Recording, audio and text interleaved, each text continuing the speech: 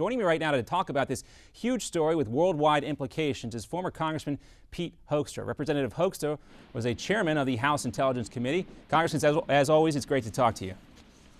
Hey, thank you. Good to be with you. All right, Congressman, with everything going on in the world right now, the Ukraine, in Venezuela, the Middle East, Syria, Iran, how can we possibly be talking about cutting the military to these levels?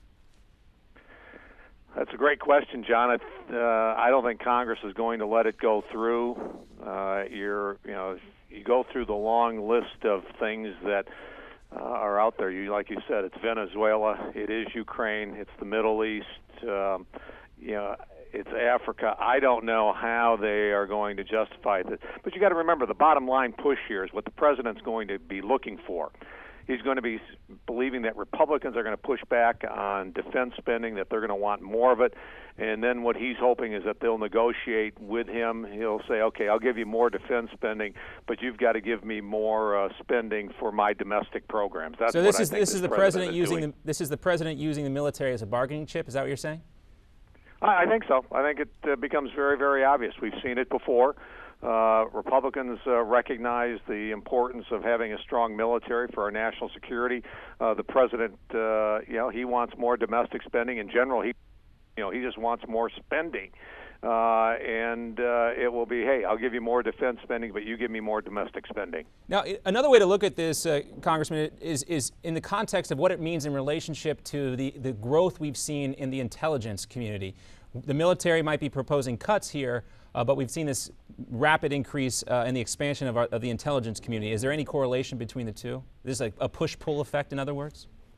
Well, I mean, both of them would be, they're both combine into one number when you take a look at the military. And clearly there's been a shift from some of our more traditional defense spending and moving it into the intelligence community. That's really because of the nature of how warfare has changed and where we've been fighting. Not only have we been fighting in Iraq and Afghanistan over the last number of years, but with our technology and the importance of the intelligence community, you have seen a greater shift in intelligence spending for parts of the Arabian Peninsula, the activities that we've been involved with in northern Africa and other parts of the world. So it's just the changing nature of warfare and the threats that we face that you're seeing more spending now on intelligence. On the other hand, to play devil's advocate here, we could say, look, we are winding down two wars, the war in Iraq, the war in Afghanistan here. Maybe it makes sense to make some cuts. You could make that argument. I think it rings, I'll tell you, if you've been in Iraq and you've been in Afghanistan, and I've been in both of those places multiple times, what you're getting back coming as you're winding down those wars, you've just worn out a lot of hardware and you've worn out a lot of men. So, equipment and manpower, they're worn down, and a lot of the equipment is going to be scrapped. It's going to be left there. It's going to have to be replaced and upgraded. We're going to, that's one of the reasons I'm concerned about now the reduction in manpower. It's, we need. I'm very concerned about that. The troops that we've got are tired, and now reducing the number, both in equipment and on the cost of our personnel. Making these kinds of cuts means we're going to have really a hollowed-out military by the time this president leaves office, if, and I think that's a big if his policies are actually implemented. I want to bring in Newsmax senior editor David Patton as well to join us. David, when we see these cuts, they're being proposed by Chuck Hagel, a guy who served in the Army as well, a Republican for many years now in the president's administration.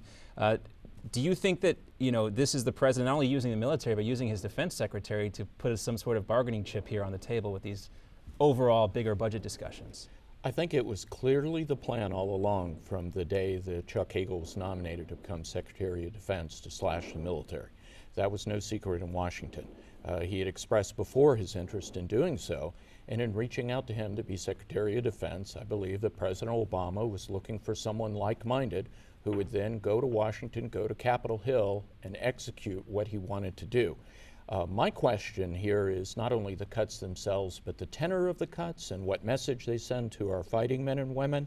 One of the phrases that was used in sort of the talking points that were leaked on this was that America would be able to respond to defend itself, but would be unable to conduct, I believe the words were, a prolonged occupation. Yeah. Well, I'd like to hear what the congressman has to say. Last I heard, Americans didn't fight wars of occupation, they fought wars of liberation, and that's what I thought we've been doing. Yeah, Congressman Hoekstra, what does this do for morale, really, when the military hears these cuts are coming down? It can't be helpful. Well, as David said, I read that phrase as well, and it kind of gave me a queasy feeling in my stomach as I read that. The war in Iraq was not a war of occupation. The war of Afghanistan was not a war of occupation, and it was.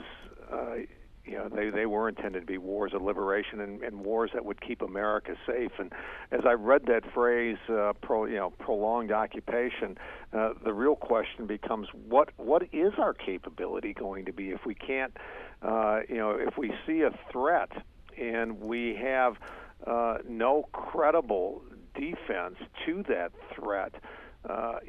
Historically, what that will tell you is that it just makes you more vulnerable. If people know that they can create a threat to the United States, but we have no capability to respond, at least over the long term.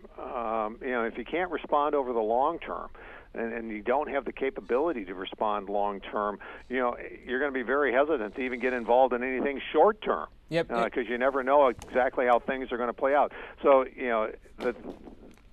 the strategy used to be that we could fight and maintain two wars, two different locations over the long term. Now we can't even maintain one over the long term. We're not going to have much of a credible threat reduction effort anymore. And at a time when there are so many people out there right now saying that this is an opportunity for the United States to show us some sort of show of force to Vladimir Putin. We look at the situation in the Ukraine. It seems like that would not be possible if this plan were to be in place. Congressman, when you look at this, what's happening in the world right now, this is the wrong time for this message, even if it isn't really a serious plan by the White House. It is the wrong time for the message because what you have right now, you do have the conflict in Ukraine. Russia has a clear, defined strategy. They want to re-exert their influence. So they're going to push us in Ukraine. They're going to push their vision in the Middle East. They're pushing it in Syria. The answer now, the question is now, what will we do to push back? Congressman Hoekstra, we got to go to a commercial break. Thanks so much for talking to us. We'll have you back soon.